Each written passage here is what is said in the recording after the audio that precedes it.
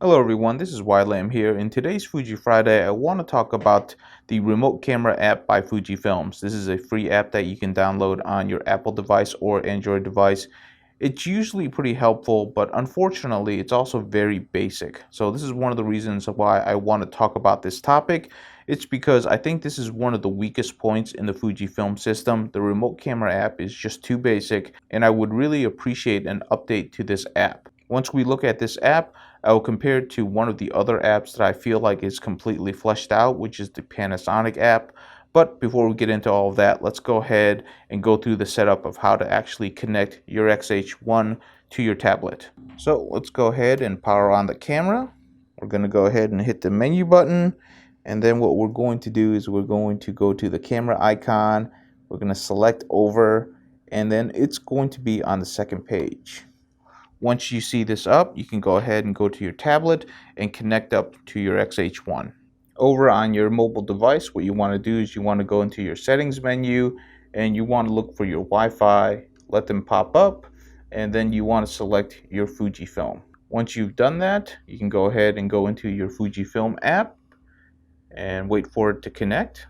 And as you can see, it's now connected. Right down here, it shows you the connection, and then you can go into the remote camera app, which will connect it to your X-H1.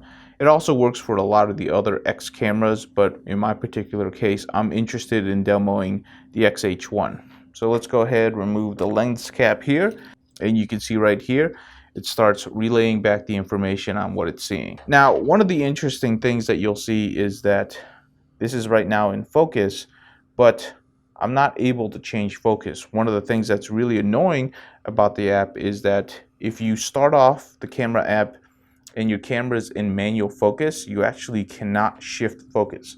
So right up here, I actually started up this app in manual focus. Even if I go onto the camera and I switch it to single or continuous, it will continue to be in manual focus. So I can't change the focus of it on the screen. So what I'm going to do is I'm going to go ahead, close this out. So I'm going to disconnect from my camera. I'm going to go ahead and turn on autofocus, and then I'm going to connect back to this app. So as you can see now, the focus box is actually on because I have it on autofocus. So now I can tap anywhere and I can move the focus around. Let me go ahead and zoom in a little bit. So as you can see, I can tap anywhere and it will change focus. So this is actually pretty good for a basic app. Unfortunately, I'm going to go ahead and move back out. There's really not much else in the basic camera settings. Up here, I can't change any of the settings. Here, this is all informational. The only thing I can do is tap here and I can switch the aperture and also exposure compensation. Over here on this side, I can switch ISO, the film simulation, white balance, flash mode, and the self timer. So real basic stuff. Over here is the ISO, which I don't very normally change. And lastly, I can switch from photos to video. Now over on the video side, there's actually less functionality over here. As you can see, I've lost my focus control. What happens is that it's going into continuous autofocus. Let me go ahead and start recording. So it gets focused right here. If I shift the camera, it should try to get that bottle in focus, as you can see right there. And then if I move over here, to try to get that in focus. The issue with this is that I can't actually stop focus. I can only rely on the continuous autofocus. There's no way for me to actually shut off the focus, and if it doesn't want to focus, there's really not much I can do about it. So this is very basic when it comes to the camera recording app. So the example you're seeing in front of you is the Panasonic GH5. I already went ahead, connected the app and the camera together, and this is the menu system you see when you're in live controls. One of the things that you'll notice right off the bat is there is significantly more control. So as you can see right here, you get the same autofocus feature, but this is actually in video, so I can actually record video and change focus. I can go ahead, start the video. I can go over here, select it to change focus. This is actually single focus, it's not continuous. So I just select one point, it'll lock on focus and it will not change focus. So it's actually very precise, but it also stays in that same focus plane. You won't get that focus breathing that's really annoying. You'll also notice, let's go ahead and stop the recording, that there is a myriad of different features. There is, of course, your white balance, your ISO. You can change the different type of focus that you want. You can change your f-stop and also your shutter speed, and there's even the quick menu. So this is the menu settings that I wanted to keep available to me, and as you can see, there's plenty of stuff that I can change right here, which makes it very handy.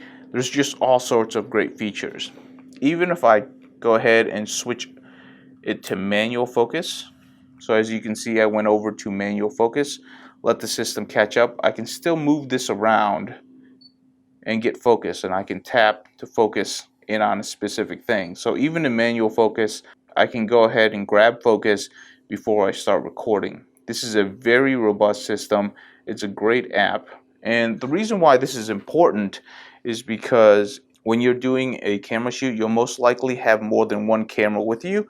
It's nice to be able to be on one camera and then have an app like this on a tablet in which you can control your B camera. This is something that's super useful, and I feel like Fujifilm should really concentrate on updating the app to give this type of features if it really wants to make the X-H1 into a real quality production camera that can compete with something like a Panasonic GH5. So as a person who uses the Fujifilm systems to create their content on YouTube, I just want to point out that the app would be super useful, especially since the X-H1 doesn't have a flip out screen. Having a mobile app that is actually very robust will make things a lot easier for a lot of content creators. One of the things that I know is that Fujifilm does update their cameras very religiously. They support their cameras for many years to come, but I really would like to see them update the app and add some really robust and rich features in there. It would really help out for content creators. But give me your thoughts on this. Do you really want an app like this? Is it very useful to you? I know it would be useful to me. Please let me know. And until next time, have a good day.